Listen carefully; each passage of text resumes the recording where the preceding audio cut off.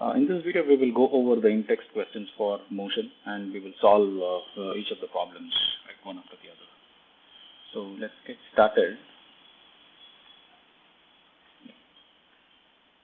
So the first question is, an object has moved through a distance. Can it have zero displacement? If it will, support your answer with an example.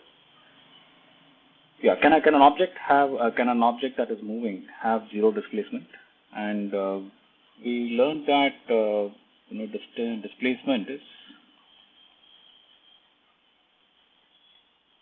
equal to the change in position of that of an object. So imagine an object that starts from position A, goes towards position B, and then comes back to the same position. Let's take that it keeps going from A to B and coming back to A. So in that case, your total displacement is going to be zero, right? Because after two steps, the object will come back to the original position. So as long as the object takes the path such that it comes back to its original position, then the displacement of that object can be zero. Right? So it is definitely possible that an object can have zero displacement.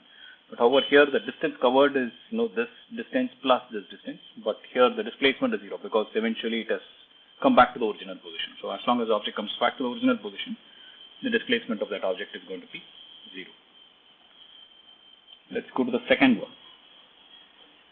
A farmer moves along the boundary of a square field of side 10 meters in 40 seconds. What will be the magnitude of displacement of the farmer at the end of 2 minutes 20 seconds from his initial position? Right. So, okay. So let's take, let me use a different color and let's just plot the field here. So the field is going to be something like this. Consider this as a square field, and each side is of 10 meters each. The length is going to be 10 meters. And let's take let's mark the corners as A, B, C, and D. So what this means is the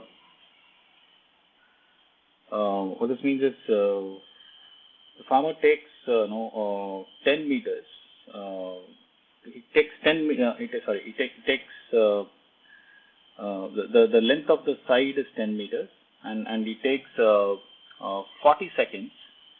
It takes 40 seconds to complete one entire. To complete the entire field, right? So he basically takes 40 seconds. The farmer takes 40 seconds to complete one circle. No, sorry, not one circle. To complete one square. Right. So which means that the speed in which he's moving is equal to 40 over 40. Basically, the length of the total square is 40. The area of the area is going to be, sorry, not the area. The total distance that he would cover across the four edges is going to be 40 meters, and he's taken 40 seconds. So it is primarily 1 meter per second. Right? So this is the speed in which he or she moves. Right. Now, after making, let's see, after when the farmer makes one complete square, when he walks from A to B, B to C, C to D, and D to A, what happens is that in 40 seconds, you would do that in 40 seconds, and in 40 seconds, the displacement was going to be zero. Right? If you see, because he's come back to the same position after 40 seconds, and if he's going to do this continuously, right? If he's going to do this continuously, at every in every 40 seconds, his displacement will be zero. Basically, in the first 40 seconds, he would come back to A. If he continues to walk, then in the 80th second, he's going to be the displacement is going to be zero, right? And in the 120th second, the displacement is once again going to be zero. So in essence, your displacement is going to be zero. The displacement is equal to 0 at 40 seconds, 80 seconds, 120 seconds, and so on, 160 seconds, and so on. So this is how these are the points when the displacement of that farmer is going to be 0, right? Now let's see what will be the displacement, what will be the magnitude of displacement of the farmer at the end of 2 minutes 20 seconds. So 2 minutes 20 seconds, 2 minutes 20 seconds is going to be equal to 140 seconds, right? 2 minutes 20 seconds is equal to 140 seconds. So this 140 seconds, you can multiply it by, it is actually 3 into 40 plus 20, right? So this is how we can equate it. And we know that after 120 seconds, we know that the farmer would have come back to the same position here, right? After 120 seconds, he would have come back to the same position, which means the displacement would be 0. So we just need to calculate the displacement covered in 20 seconds. And what is the displacement covered in 20 seconds? Is that from here, he would take 10 seconds to move to B and another 10 seconds to move to C. So the displacement is the distance between A and C, right? So your displacement is equal to the distance, the length of AC. And the length of AC is equal to, so if you're aware of the Pythagoras theorem, so the distance of AC is equal to the square root of the length of AB square plus BC square, which is going to be 10 square plus 10 square. So which is going to be square root of 200, and which is equal to approximately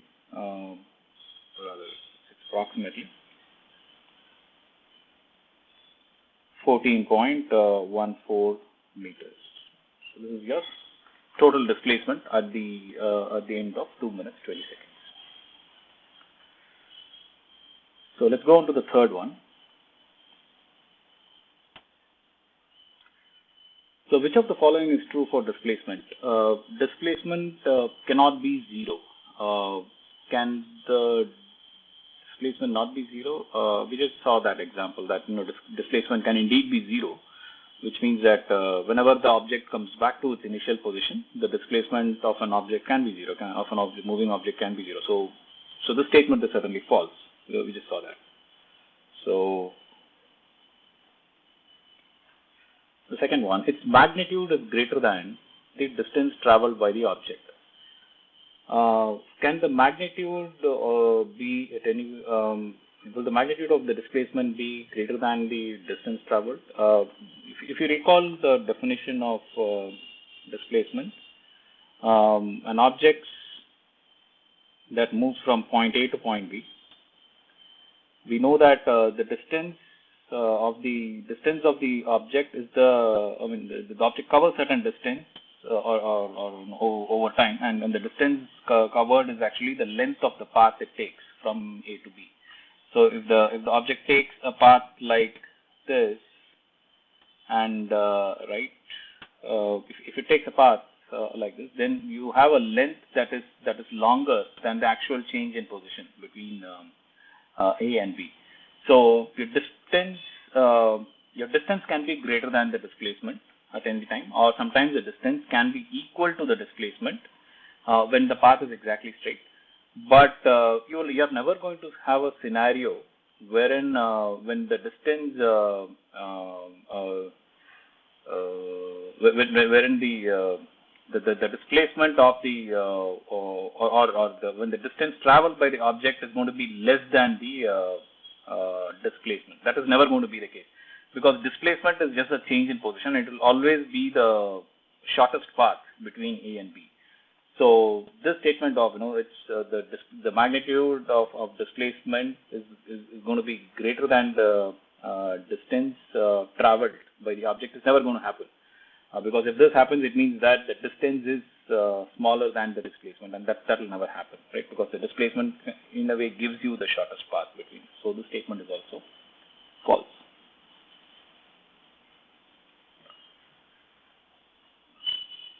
Okay, so let's move on to the next one.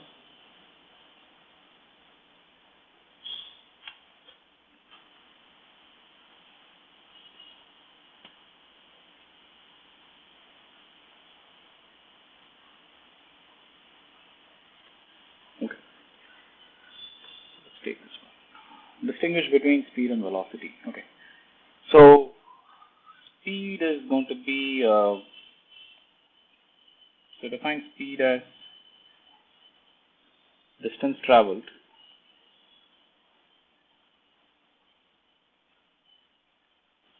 or distance covered over time, and we just defined velocity as a displacement over time. Right? So that is how they are defined. We also know that speed can be, speed is a pure numerical value, but velocity has both direction and a numerical value. And that's how if you want to just focus on the numerical value, we always say that it is the magnitude of velocity, right? So that's what would determine the numerical value of this. Is there any other difference apart from those two? Yeah, we also saw that since there is a direction aspect, velocity can be positive or negative, right? So, but whereas speed will always be positive. So speed will always be positive,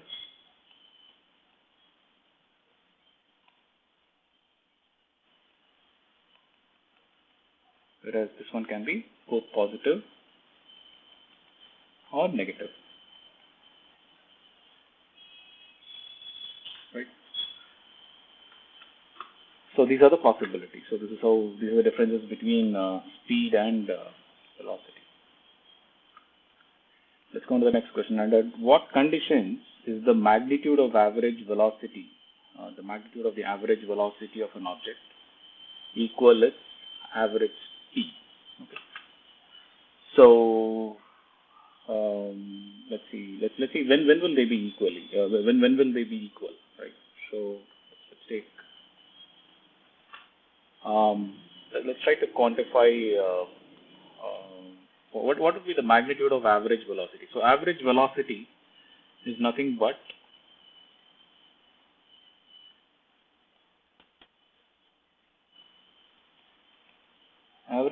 is equal to the total displacement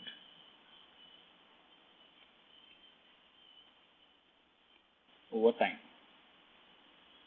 That is how we can calculate the average velocity. And average speed is going to be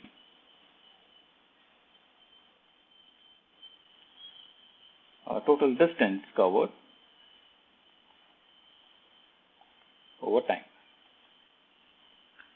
So if these two are equal, right? If these two are equal, which means that the time is the constant in both the scenarios. The time is always going to be the same in both the scenarios. So when will these two be equal? These two will be equal only when your total displacement and the total distance is going to be the same, right? And whenever total displacement and total time, total distance is going to be the same, that's the scenario when your average velocity and your average speed are going to be the same. Right? So as long as your total displacement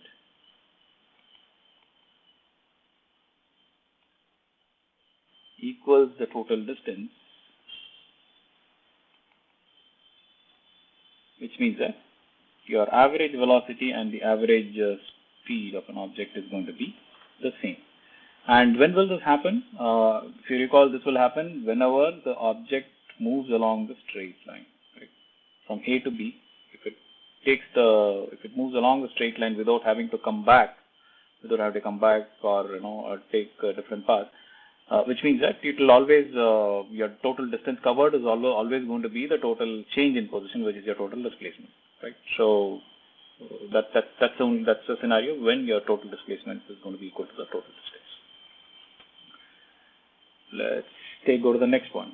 What does the odometer of an automobile measure? So we learned that the odometer measures the length of the trip or the total distance covered, right? That's what the odometer of an automobile measures. So it is going to measure the length of the trip. So that's what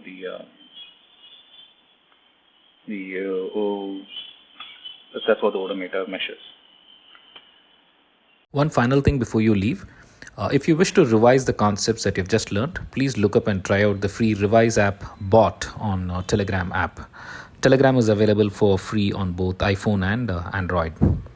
Also, if you did like the content that you just watched, please do like, share, and subscribe this with your friends. Thank you.